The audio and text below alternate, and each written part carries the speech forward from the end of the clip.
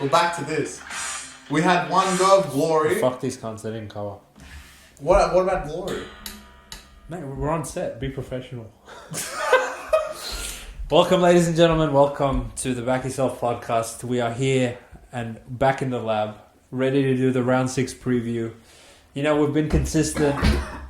No fucking days off. We come here week after week. We do a review. We do a preview. We yell at everyone. I have a few shout outs to do today as the podcast goes on, but obviously I'll do that individually based on the teams of all the boys in the office. But in saying that, Chris, how are you feeling, mate? 5 consecutive profitable weeks to start the round. 5 consecutive, it makes it even more torturous to make it 6 in a row. You may as well just go put a red X next to our names. No, we can't 6 it, sure. I genuinely think this week there's some value to be made. And there's definitely some games to completely avoid. Which we're not going to do. Which obviously we don't, because we send every fucking game because we ain't bitches. Yep, that's right. But yeah, I think there's some games like, in hindsight, on the day, I'm going to be like, well, you're going to end up on some degenerate. Yeah, it's some stupid. Yeah. But other than that, I'm excited for round 6.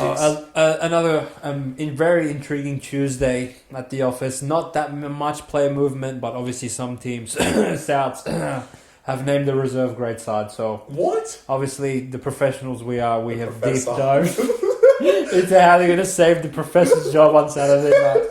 And refuse Ben Hornsby from getting hired from interim coach. But having said that, before we get to Saturday, we've got to get through Thursday. And Thursday's an interesting one, you know. The mighty Sydney Roosters. Shout out to you, Barnsey. I know you're watching, mate. And I know you have no faith in your team. Coming off back-to-back losses, going to Newcastle at currently plus 4.5. Obviously, no James Tedesco, no Sam Walker, no players, no Dom Young. I wonder why he's out. And Newcastle look pretty healthy to me. Obviously, Jack Hogg is still in the halves with Jackson Hastings after their, good performance last week, especially kicking the ball in the putrid conditions that was at Newcastle. But talk to me about this one, Chris. Obviously, open at minus 2.5, now out to 4, trending towards 6. Not sure that we'll get there because Roosters look pretty good. What do you think, mate? Roosters do not look pretty good. But there's a lot of outs. I just cannot see the Roosters 2 and 4. That's my issue right now. And 2 and 5. They're playing Melbourne the week after. They're finished. So 2 and 5.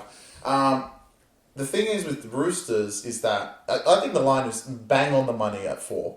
Okay. Because Knights suck at the end of the day, and Roosters suck with their lineup. So you kind of like put it in the middle. It's in Newcastle, and you landed on 4. Newcastle actually are a little bit better, especially if Marju plays, which he was on the reserves, hidden at the bottom, which there's a few players hidden at the bottom, which everyone needs to be aware of. For the punters out there, you need to be careful of who's on the reserves, because if they're on the reserves, they're probably going to play, they're just being tricky. Yeah, in this spot, you can't stop at the 17. No. You have to keep scrolling to see who may or may not That's why I think lineup days are good for us to give us some analysis, see who's playing, but there's also the changes pre-lineups. And there's going to be a lot of changes, like touchwood, hopefully not for our teams that we're taking on the Back Yourself Premium, but for some teams we know that there's going to be a lot of changes based on injuries from last week, and all of a sudden they get named. But anyway, in terms of Knights Roosters have definitely not named their players. Big shake-up, Connor Watson playing 5'8", which sucks. I actually do not have a thought of right now between that game. I think it's right on the money. Well, hand me the rounds. I can see both sides winning. My only argument would be, if Knights do win this, Knights will start 4 and 2, and Roosters will start 2 and 4. Knights will be 3 and 3. No, didn't they? Did they? Have they? They haven't three-peated, have they? Yeah, they have. No, they beat Melbourne. They lost the Warriors, and they lost the Warriors. They beat the mighty Dragons. Okay, so they'll be 3 and 3, and Roosters will be 2 and 4, which is just the same principle. Yeah. That night they will be a game in front of Roosters, which is actually really funny. Which is hilarious. But our Roosters going to bounce back. They seem to bounce back in that second half with 12. I'm sure that gave them a lot of confidence going into this, and I'm sure they're going to be ready for this. But they play the mighty Knights, which I know they're your team, so I'm going to pass it back over to you. I want to say I have too much respect from you and all the good work you've done during Upset Alert, so I can never claim that from you, but hypothetically, you got a suggestion for me. I'm not going to suggest you because I know you're going to cook. So I'm going to sit. You know when Steph Curry's just dropping threes left, right, center, Clay just sits in the corner, lets him cook. That's what we're doing right now. But if I was to do upset alert, this would be my upset of the round. Knights, I haven't forgotten about you pricks. Look, the line is bang on. Sometimes, like, when you're handicapping these games, you can come, look at the line, we can come onto this podcast, be like, oh, why is it X number? It should be Y number. When Tigers were plus 12.5, I was sitting there saying this should be 6 or 8 or some bullshit like that. I'm not going to sit here and say Roosters should be favourites or 2.5 because they're lacking a lot of talent that they are normally accustomed to having. Docker Clay, you may as well have 16 players as opposed to bring him in because that's truly scary hours, but I have a really hard time pedestalizing them after they killed Souths 48-6 into, they're 2-1, they've beat Brisbane and they've beat Souths, they're so good, and then seeing them 2-4 3 weeks later with losses to fucking Dogs and Knights in back-to-back weeks. Trent Robinson, I will call you out. You need a response from your troops. Sure, you got that at halftime of last week, but I need to fucking see that extrapolated for 80 minutes. You seem to fucking play for 80 minutes when we had a best bet on Souths when you played them. When all the stars and the moon aligned for Jared Warrior-Hargreaves' 300th. But ever since that game, you've been hot garbage, essentially. Losing to Penrith with no players and losing to Dogs, which... I mean, Souths beat them, for God's sake. So when you look at it that way, I believe there's a big response coming for Roosters. And sure, they would probably lose this game to a more competent team than Knights, but... This is the whole world's being tricked. It's a facade. It's a mirage. Knights are not good. Knights have covered every single game outside of round 1, and I'm telling you, it's smoke and mirrors. They should have lost to Melbourne. They shouldn't have covered to Warriors. They shouldn't have covered to Cowboys. Oh, what? Cowboys came back on them? No. Adam Elliott scored 2 tries. As far as I'm concerned, that should be worth 0 points. Fuck that cunt. But anyway, Roosters are going to win this game. And they're going to stay in contact of the top 8. It can't just be the same bullshit with the Roosters every year that, they're 6-10, 16 rounds in, and then they tank. It's just getting ridiculous. Well, they could be 2-5 next week. They're not going to. Well, they're going to run out Connor Watson against Melbourne. No. Even if they get their troops back, I think Melbourne will kill them. They're going to lose to Brandon Smith, the trader. No, they will never lose to the trader. So in saying that, Roosters are going to win this game. Okay. Let's move on to Friday. Okay. Well, Friday is... Well, this exact time slot of last week, we laughed at Dogs, and then they had the last laugh on us because they ambushed the Roosters. Did they? Yeah, they did. No, they didn't. When it was 16-0, I would put that in ambush territory. Sure, they got ambushed in the second half, but they lost the 12. They walked away with the 2 points, right? So shout out to you, Dogs. You lose a few players. Fuck this, and I'm a little bit suspicious of some of the players you have named with injury clouds hovering over their head. Viliami, Kikau, Connor Tracy, a few of these guys banged up at different points of the game last week. Talk to me about this. Well, actually, all of them were banged up. All said went for scans, and no scans have been revealed. So, like I mentioned about 2 minutes ago, is that their lineup is smoke and mirrors. There is a lot of players that will be out. And I actually think that's why the bench has all the idiots... And the reserves have all the good players because the reserves are just going to go straight into the lineup. So, because the players that have actually played are on the reserves anyway. Kikau, Tracy, and who else did you say? Patolo, apparently he's injured, but who cares? Who? Patolo. Starting. Yeah. King is also under an injury cloud. I actually think they missed 10 points on this spread. 28.5. I think if it was 28, I would think about Dogs. You would think about it? I would be like, okay. That's you wouldn't be jumping at the I wouldn't be jumping, but I'd be like, you know what, 28's a lot. They still have Matty Burton. He scored a hat-trick. Interesting. So this actually is officially the biggest spread of the whole season so far. And the funny part is this is after the Dogs came off a win and have covered 2 games in a row. So that just goes to show. Well, they don't have Jumpman. Yeah, Jumpman's out, right? And Taff. The saviour himself. Well, the top 10 player in the NRL, Stephen Crichton, goes to fullback. So that's going to be worth something. Jerry's in. Jerry's in. Look, their backline is still competent. Addo Carr comes back. I don't know how. Addo Carr's back. Yeah. So he's going to go to Melbourne and ambush again. Yeah. So, look. Funnily enough, the last is Wilson playing? The last team that actually won in Melbourne was Dogs. No. Is Wilson playing on the other side? No. It's Tracy. Well, if Tracy doesn't play, it'll be Wilson. Okay. So, Melbourne are going to score 24 points in the air alone. Yep. Because just kick it to one of the edges, no one's going to catch it because Critter's playing in the middle. So, I mean, just don't kick it to him, basically. And these two are just going to tower over him. The Dogs' backline is probably somehow becomes worse. Is their strength, and it's worse than the Melbourne backline, which is actually nuts to say.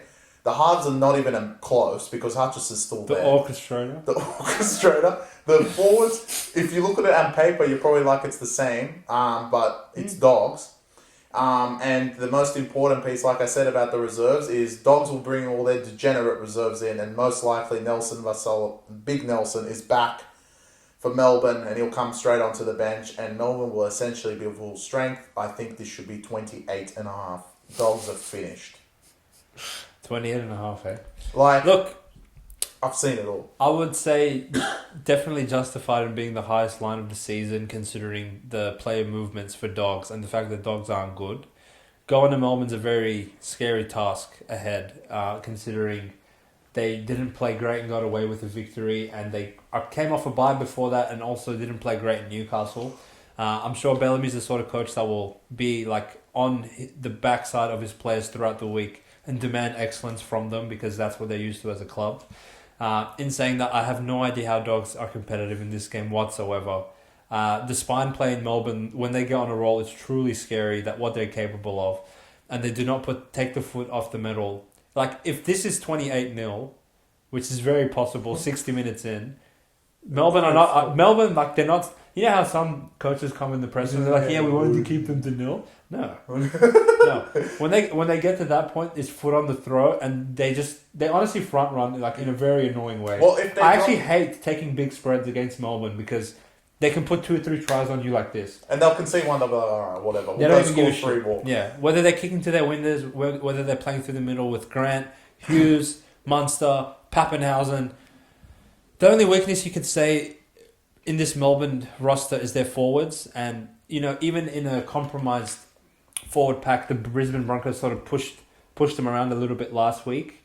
But I mean, the weakness of Dogs is clearly their forward pack, and I really don't buy this idea that they're going to fire up similarly to how they did against the Roosters forwards, who clearly can't make more than 20 meters a set. Well, if Kika doesn't play, what does this get to 22?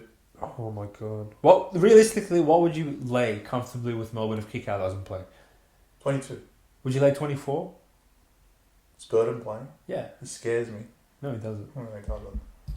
Oh, but Taff is out. They've got a top 10 player fullback. Yeah, that's what I'm who's not even the best fullback on the field. Yeah. I would lay 24. Fuck Dogs. Wow, okay. So, I mean, for all the people that aren't on the Back Yourself Premium, there's a free one for you, I guess. Melbourne. No, not really. We might not send it out. We might send unders. What Dogs are going to score? That's what we said last week.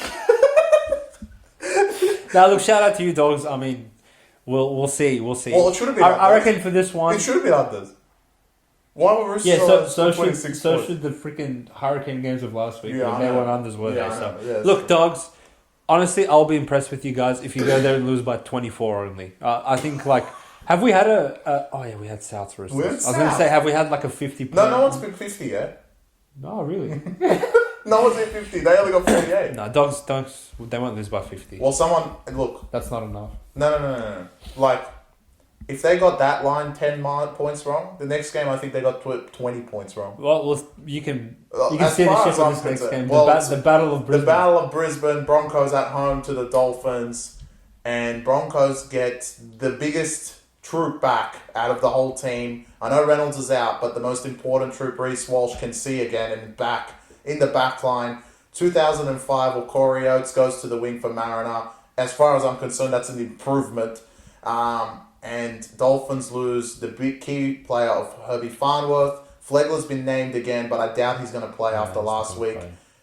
Dolphins might lose by 30 plus. Oh, and Kafusi's out as well. Really interesting that the former Brisbane players are just coincidentally injured and they're back down to their old team. But I honestly think they could lose by 30. Wow.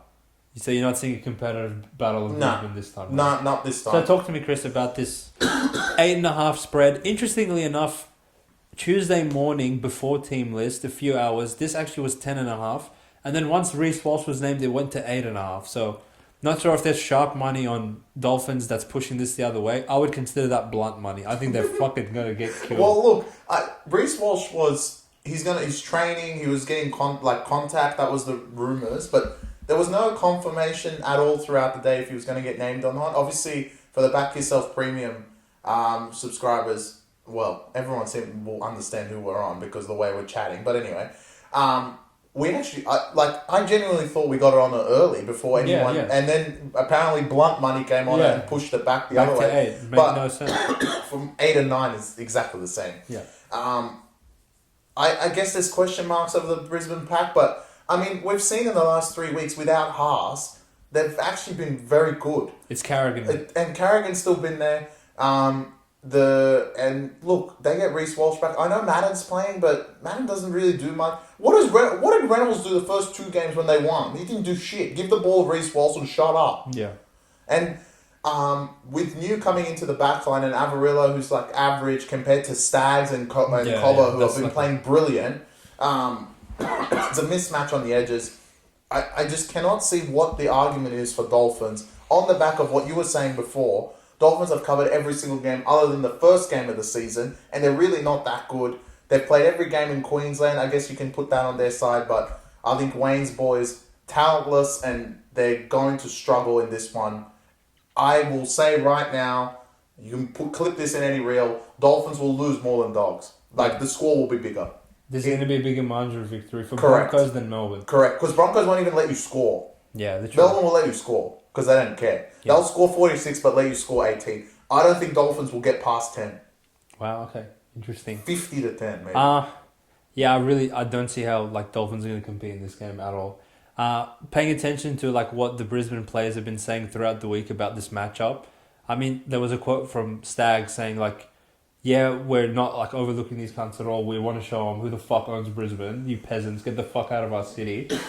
And obviously coming off that heartbreaking loss in Melbourne that they had last week in a great performance, going back to Brisbane, I don't know how many points you'd have to give me for me to take Dolphins. Extra day off. Maybe 14 or something. Well, extra 2 days off. Did they play Sunday? No, Saturday. Saturday, yeah. But they play it in Queensland every fucking game, so it doesn't count. Brisbane played on Thursday. Yeah, I know, but they play in Queensland. 8-day turnaround. So, I just think everything's... The only force working in Dolphins' direction is Jock Madden.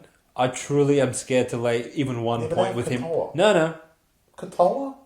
It's Jock Madden. Katoa. Who was the old halfback for Broncos? The one Albert Kelly. No, the one that when they came last. Croft, wow. I put Madden in Croft. Holy shit. You honestly should be in England. They have Ezra. Afro, man.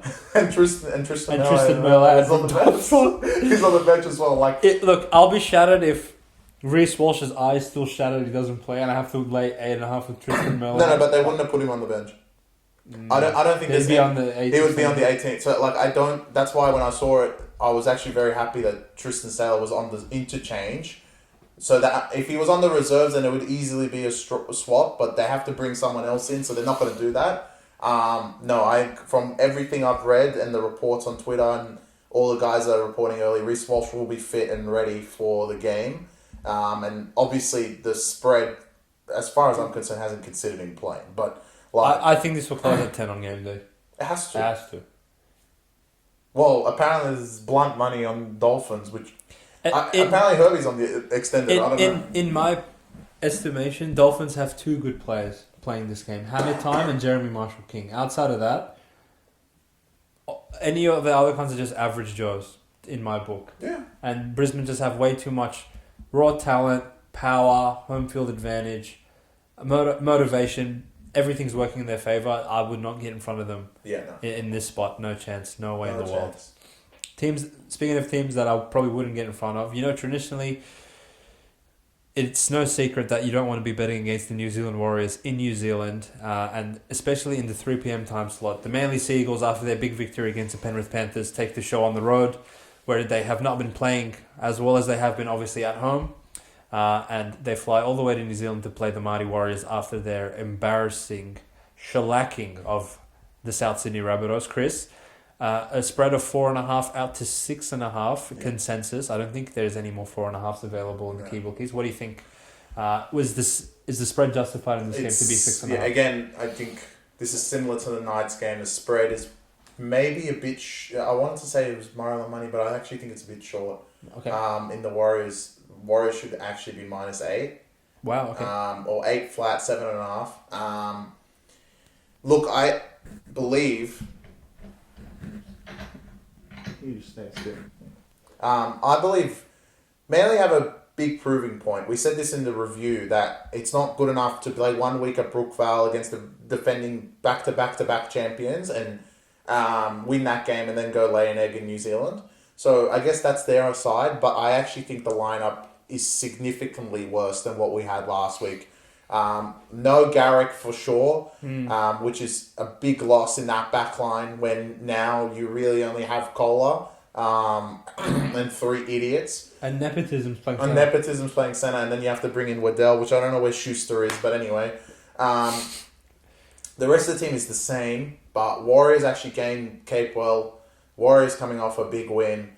This really should be 8, in my opinion. Okay. Because I just think Manly are in a bad position and the whole team is just going to struggle. Warriors are essentially full strength outside of Niokore.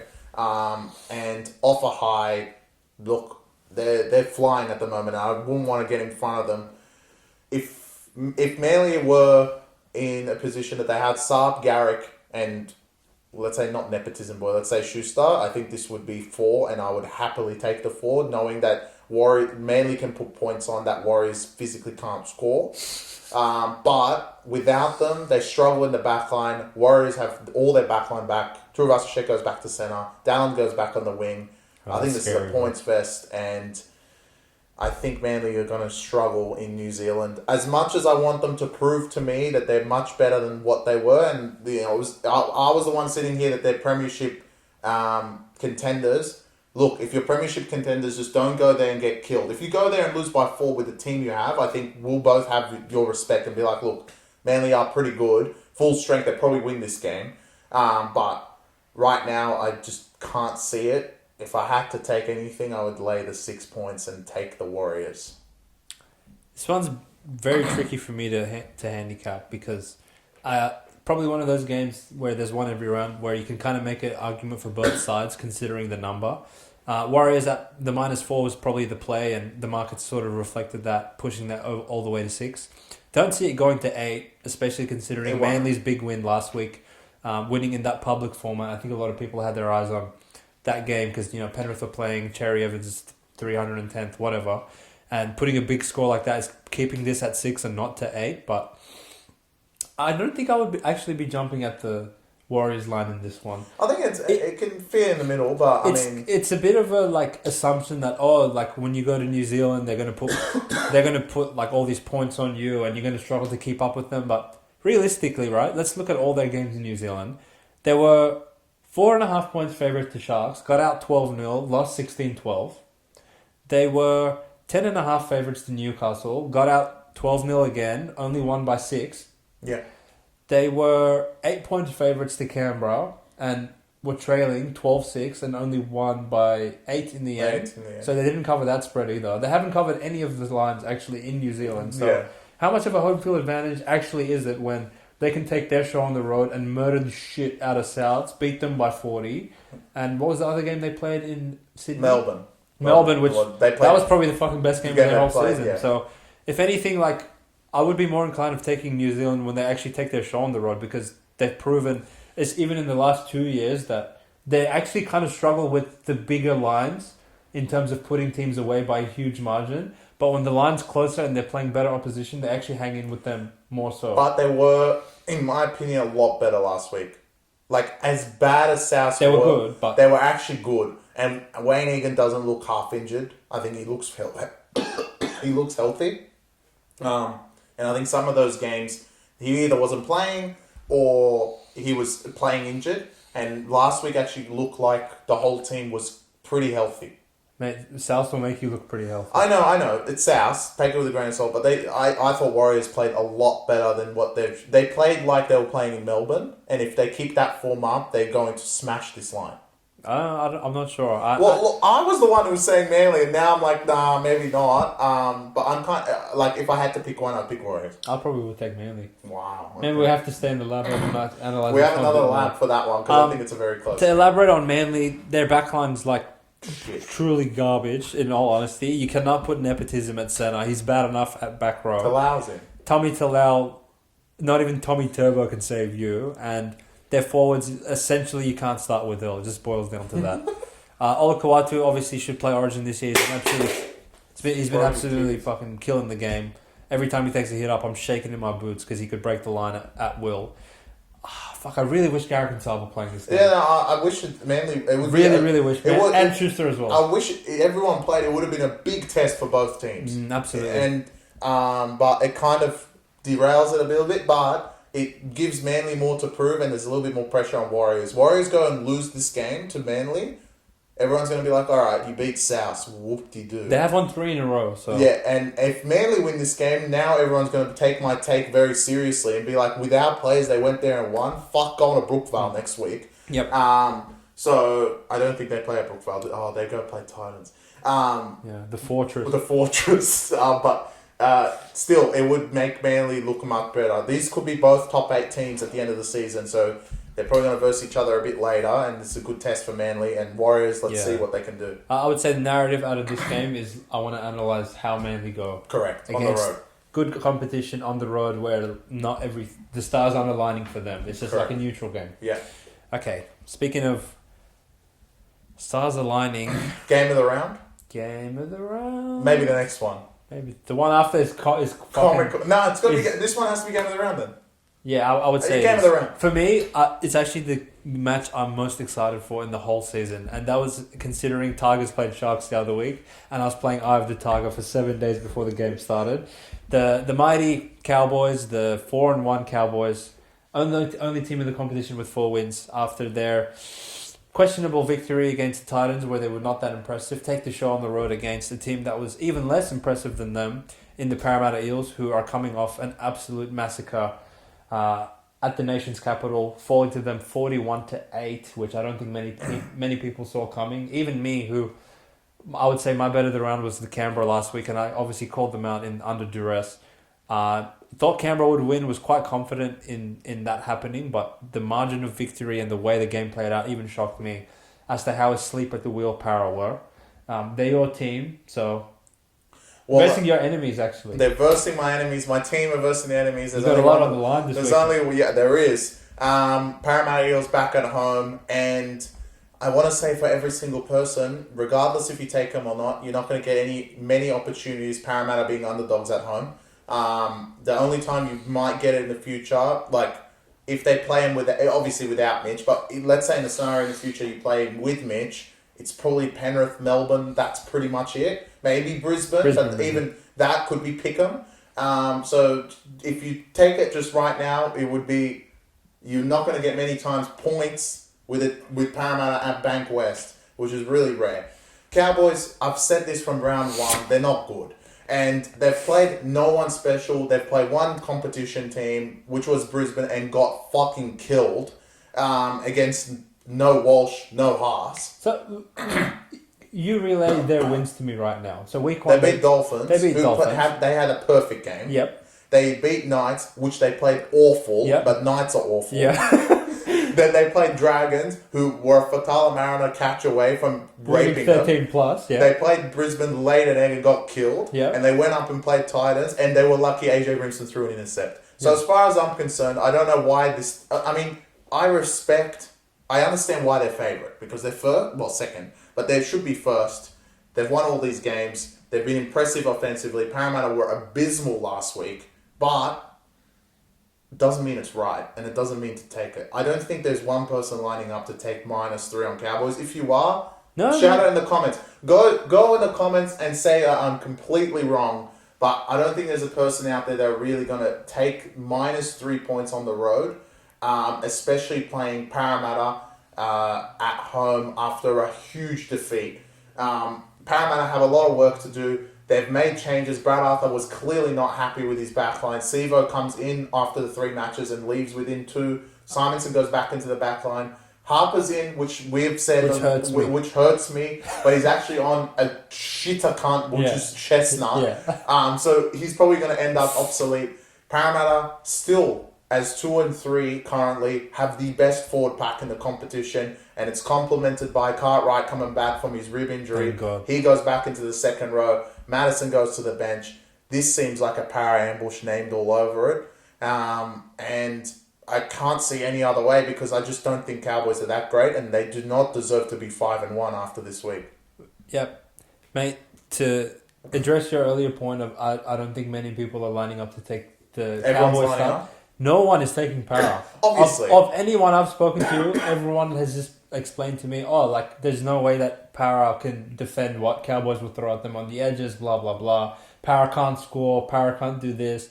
Oh, did you not just watch them get killed by Raiders? Look, I didn't watch the second half because I saw everything I needed to see in the first half. I knew para are going to play garbage because it's para. It's like they're asleep at the wheel and then they play at banquets and they just murder whoever comes there. A la the Manly game and a la... the Penrith game. The Penrith game. No, they played in Bluebet, sorry. Yeah, but they played great. But they're the only cunts that fucking beat Penrith every time they go to banquet. So there's a nugget for you there. Styles make fights sometimes in sports, and this is the week. Well, I can't even say this is the week because it already happened to them 2 weeks ago, but this is another example of why the Cowboys forwards, which all the peasants in the NRL back down to them and allow them to get 500 metres a set through Robson and Cotter and Nana and all these cunts. Jason, he plays for 5 minutes a game against them and goes off and doesn't come back on because he doesn't need to. They're not going to have that luxury this week. They're going to have Junior Polo, Ryan Madison, Sean Lane, Bryce Cartwright's back to offload. Offen Gowie, I can't look at him. Reg is going to be coming at him in waves. And if there's one thing I can say about Parramatta is I trust them with my life to put in a concerted effort back in front of their loyal fans and not dish up the same garbage piss week performance that they did in Canberra. I know what I'm going to get from Para this week. And interestingly enough, I don't know who the fuck made this NRL schedule, but all these peasants in Queensland have just played each other every single round. And Cowboys actually have not had to make the trip down south to New South Wales at all until round 6, which is this weekend. Which traditionally, Cowboys have always played well, especially in Townsville, if not always in Brisbane and in Queensland in general. And they have honestly been shocking over the years playing in New South Wales.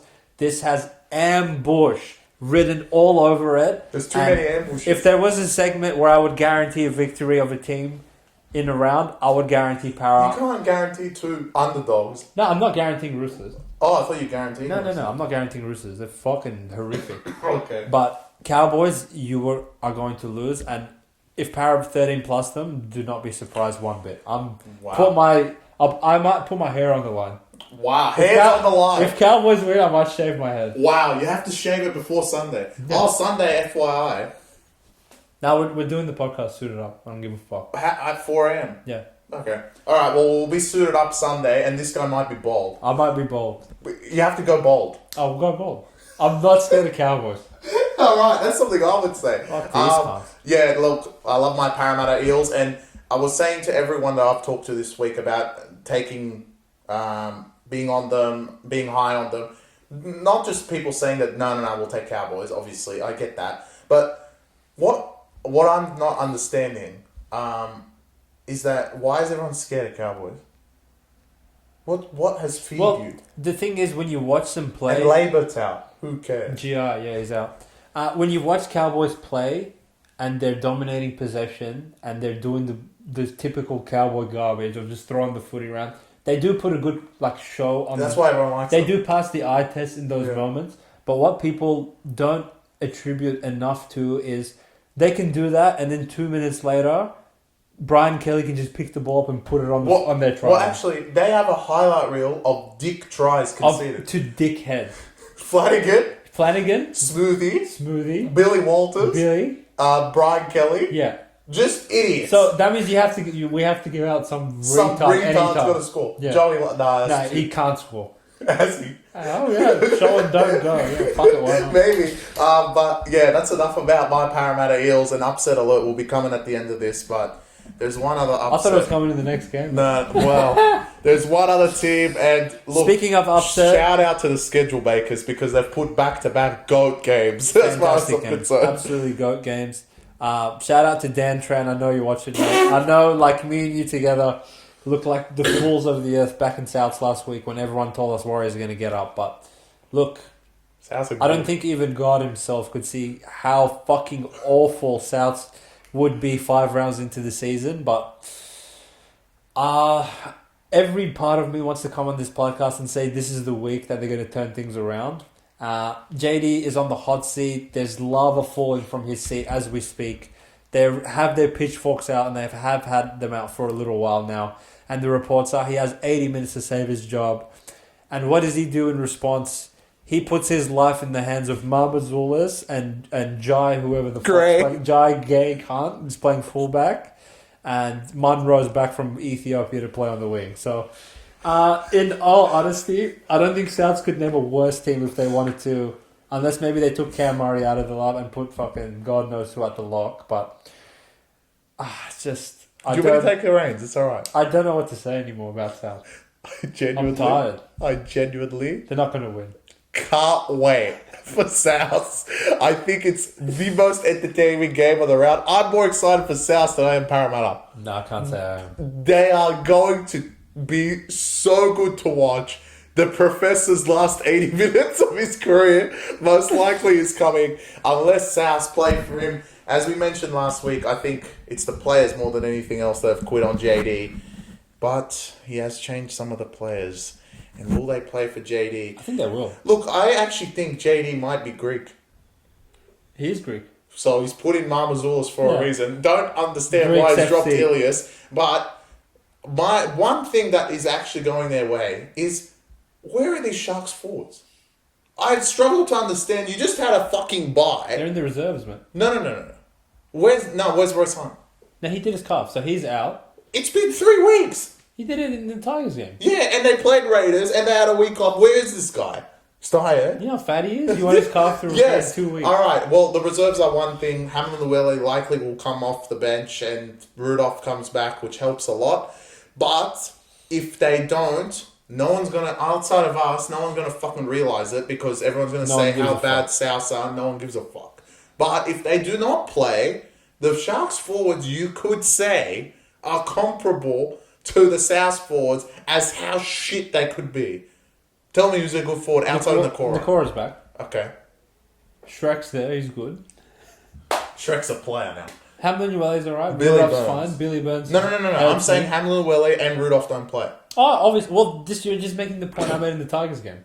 What? The forwards suck. You can't bring Billy on. Well, they're going to. And look, the Souths game, Souths are almost, like, as we're recording this, the line continues to push out, and it's almost 10. I might have to check. It could be 10 right now. Check it, 10.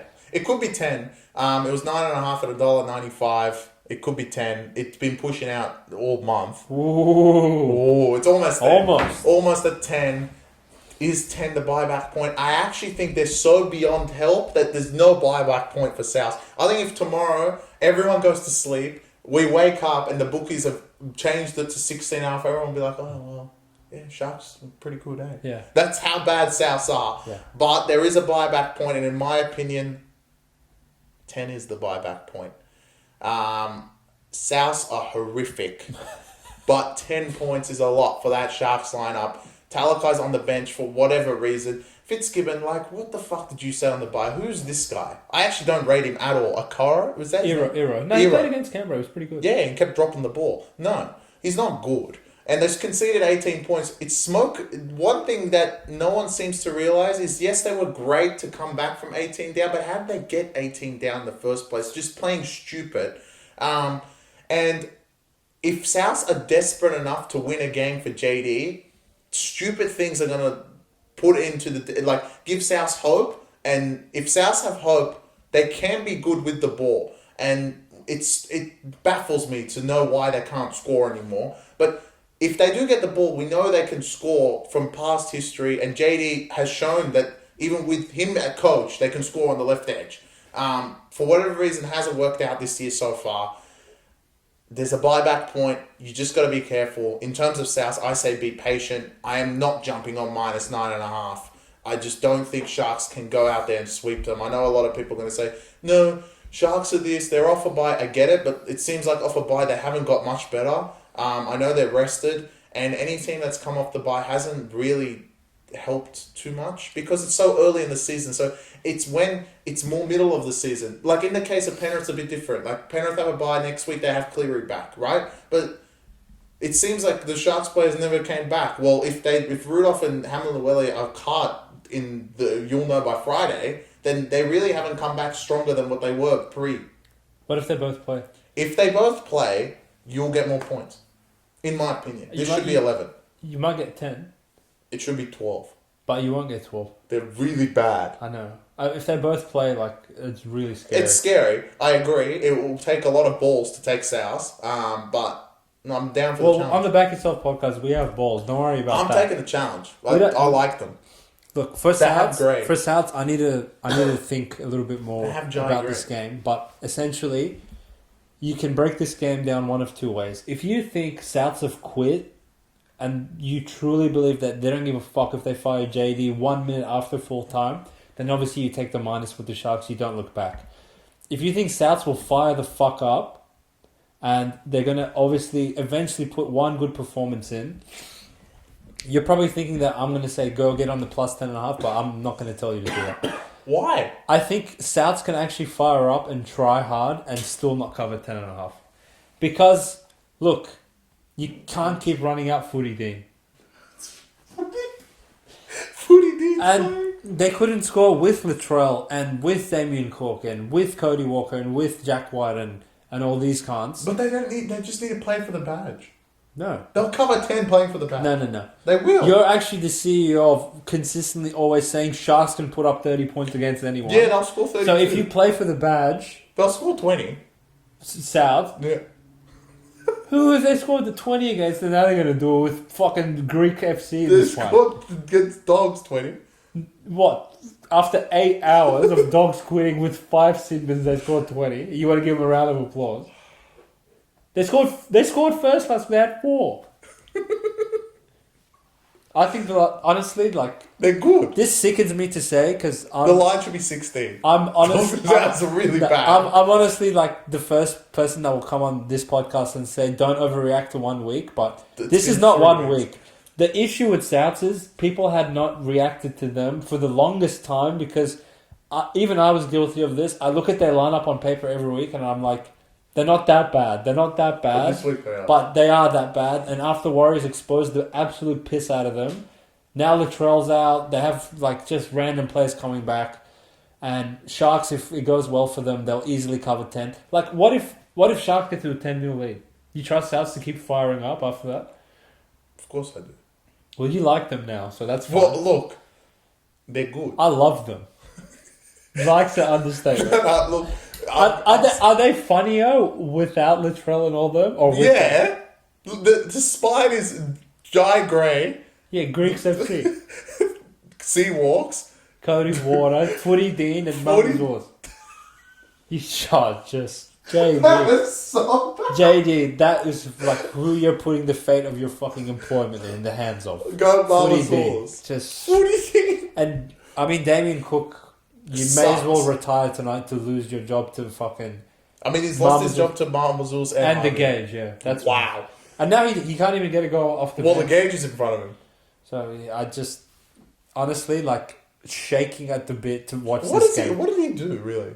Who? Damien Cook, he hasn't played that bad. No, he's not good. Yeah, but But he's just fine. Seawalks has been the problem. Yeah. Well, you can't drop... You can't drop it, yeah, the fuck are you going to have?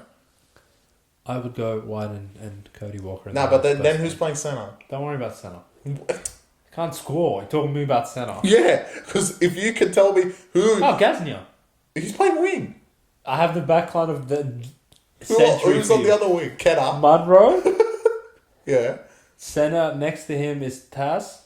Yeah. And then Gaznia at right centre. Yeah. With Kenna.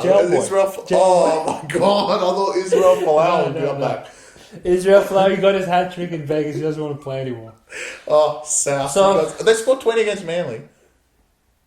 Yeah. They did. All right, Souths. We'll get to you guys in the review.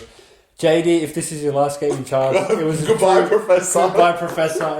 It was a true joy to watch you in the box week after week, giving out orders as if anyone gives a fuck about what you say in this team. But Souths, come on, you owe it to your coach, to your fan base, to everyone, to just have a go at least. If you lose by 6 or something, just cover a line. After 12 weeks of not covering, just it will cover. be this week.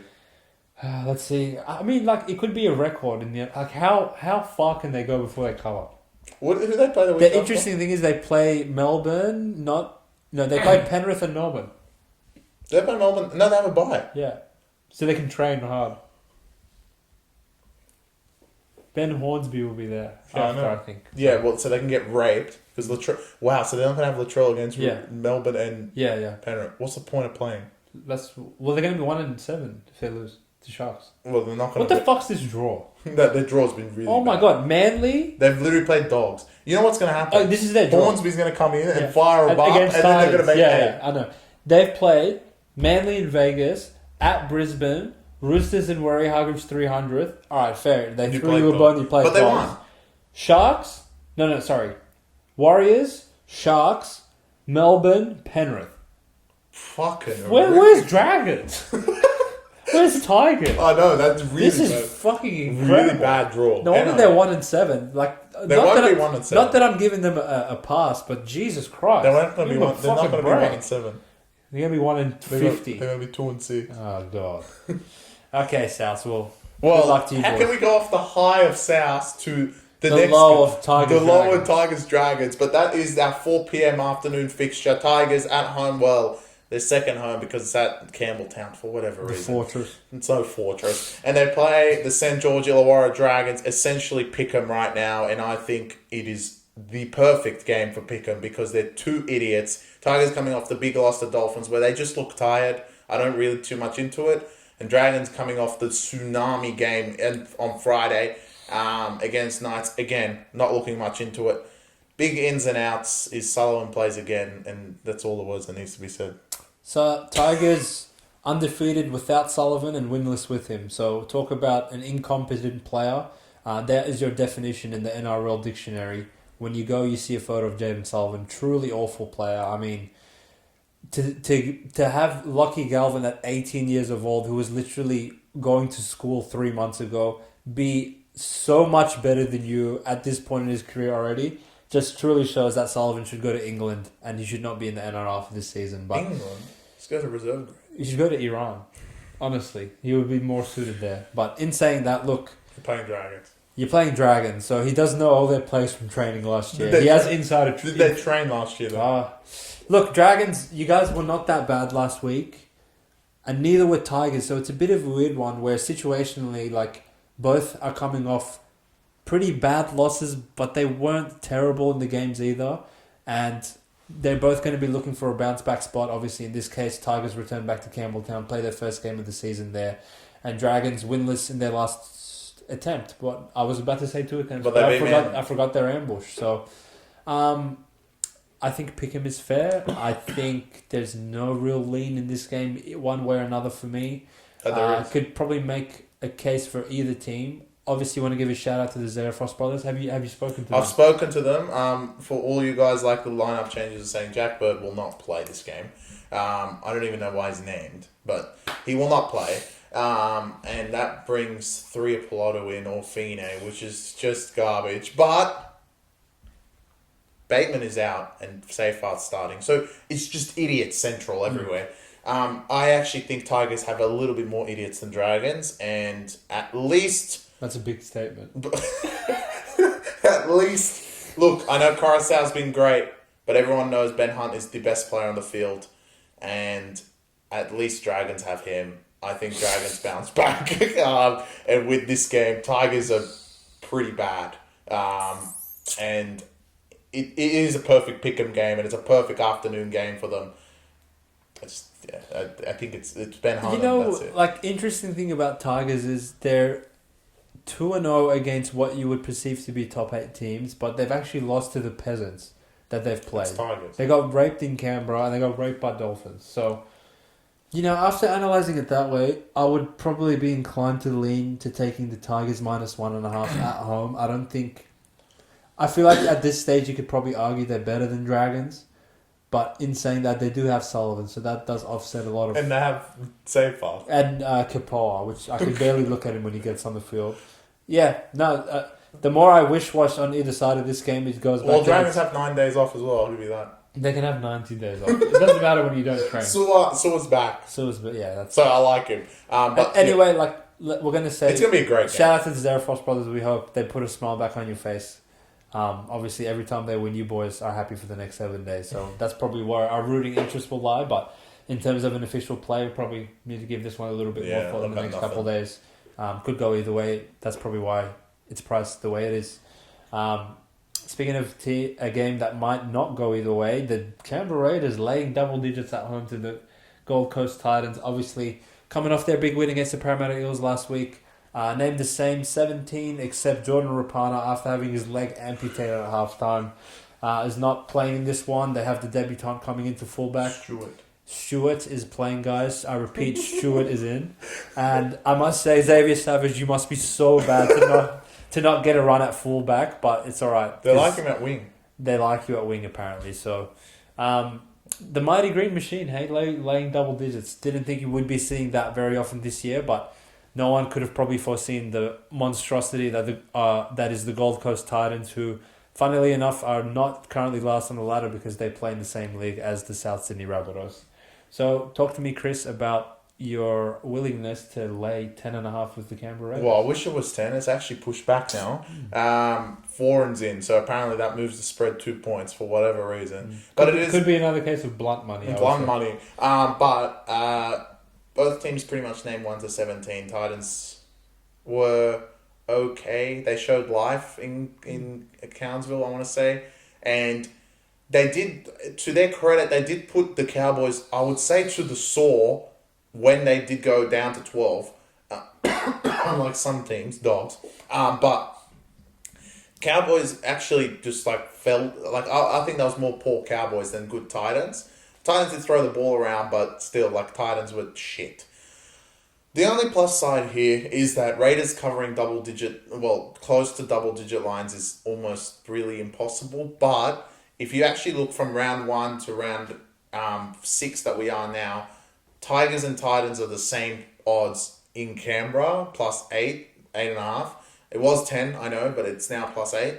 And Titans are significantly worse than what Tigers have proved, as they've beaten 2 potential top 8 teams, compared to Titans beating fucking no one.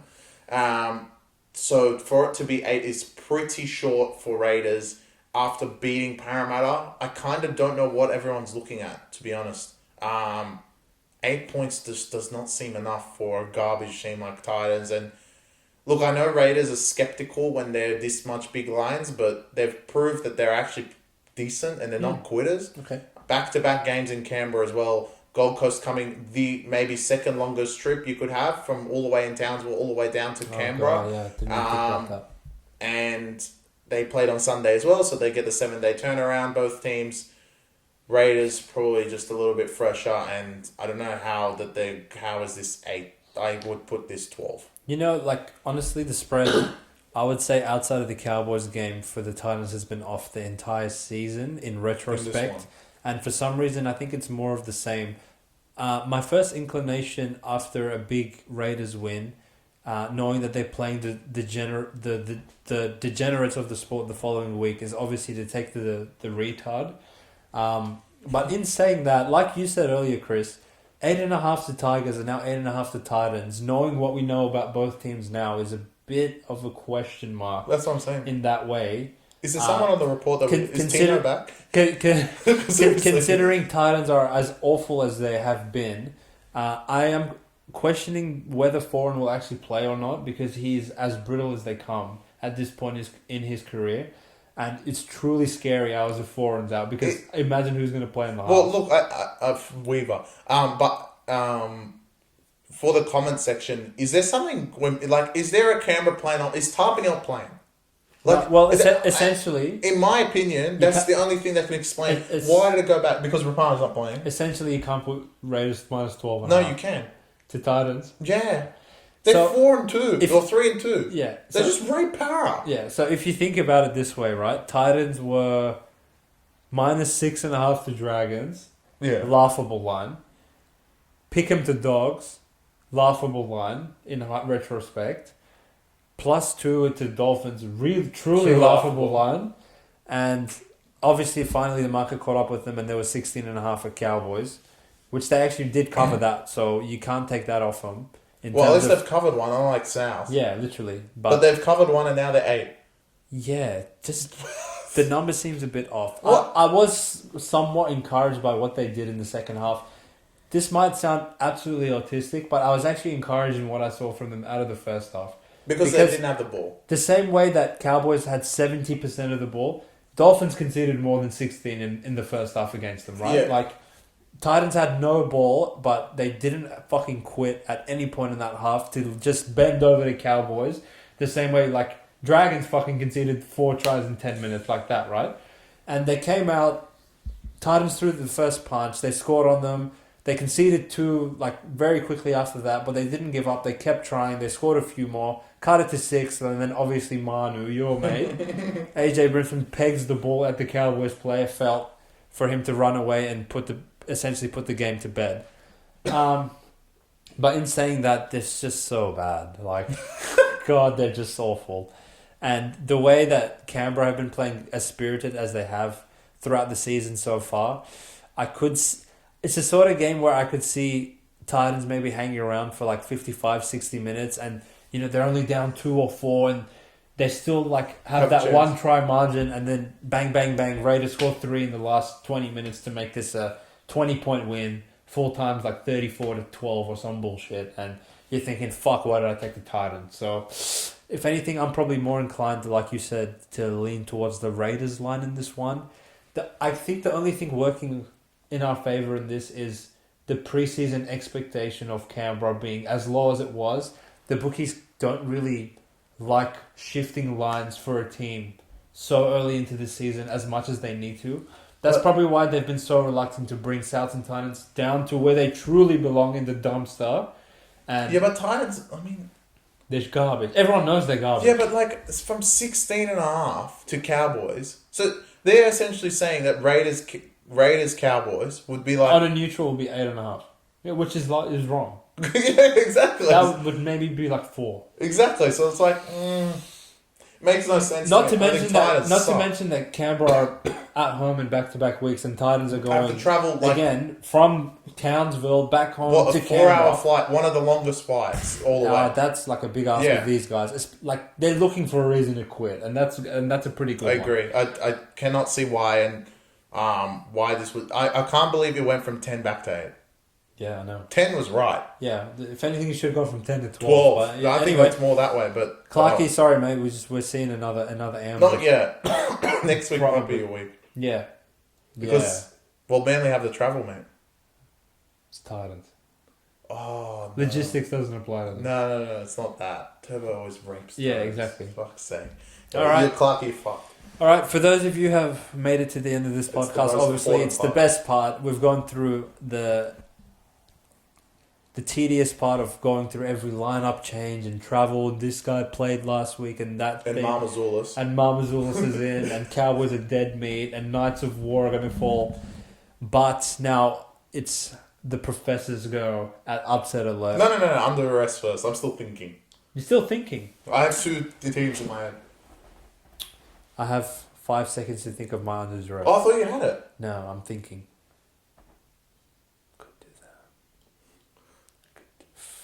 You know what? Are you sure you want to not do upset alert? Because I might take your team. Go for it, mate. Not an upset alert. I might put him under duress. Put him under duress. All right. Power up. You have to fucking win this game. As soon as Mitch Moses goes down, you lose to Tigers, Raiders, and Cowboys at Bank West 3 weeks in a row. All the good work that you did in the Manly game to get that victory. All the good work you did to put Dogs to the Zord, all the competitive spirit you put in at Bluebet to only lose by 8 with Tuolangi playing centre is just fucking wasted. It's an absolute waste of the season for you guys to be 2-4 by round 6, and there's no hope around the corner. Mitch Moses is not coming back for another 6 to 8 weeks. So I know it's hard for you guys to score as consistently as you do without Mitch, but there's still enough fucking talent in this roster to put up more than 16 points to Tigers and 8 points to Canberra. Not exactly the impenetrable wall defense that some teams might have. You're not exactly playing Brisbane and Penrith, putting up those piss weak score lines. Obviously, Brad Arthur swung the axe, and Azzy has come in for Blaze Talangi, which I believe is an upgrade, as he showed to be quite competent last season. And I'm not going to bet against the King Gutho at home, at Bankwest Stadium, a third week in a row. Cowboys, take your sorry asses home after you get fucking slaughtered at Bankwest, and we will see you pretty boys next week. Parramatta, you are under duress this week, but I believe in you guys. Let's go. Wow, mate. I didn't see that one coming. That was a new one. And Cowboys don't go back to Queensland. They go play Cronulla next week. There could be Cronulla riots. Well, there won't be any Cronulla riots. The riots might actually be this week. Sound the fucking alarm. It's upset alert. And I'm finally, after all these weeks, making upset alert the South Sydney Rabbitohs. These guys will win this game. I strongly believe Rudolph and Hamlin-Uwelli will not play this game. If they were going to play, you'd put them straight in the lineup, Fitzgibbon, because you're off a bye. You're not hiding anything. So why put them on the reserves? So I actually think they're both questionable, will both be out. Trust me, it won't change the spread. South Sydney will be probably plus 10 on the day because no one in their fucking right mind is going to take South. But I believe in them. Jason Demetrio, the professor, listen to me, mate. You're going to have a job come Monday morning because you guys are going to win this game. And South Sydney will be upset alert for the first time and maybe the last time. And after this round, you guys will no longer be last. I know that there is a lot of changes in that lineup. But he's put the players in that hopefully will play for him. Yeah, they look garbage on paper. But if they play for him, they'll easily cover 10. But in my opinion, they're not going to just play for him. They're going to fucking keep his job and get the job done against the Cronulla Sharks. And then the Cronulla riots will start. Because off a bye, the South Sydney Rabbitohs are going to win this game at a core stadium. Don't at me. Yalla South. Let's go South. Let's go. All right. That is the best way possible to end the podcast. Thanks for tuning in with us at Back Yourself. And obviously we'll be here to celebrate a South Sydney victory and a Parramatta ambush come Sunday night. Cheers, fellas. Enjoy the night. Peace. Take you.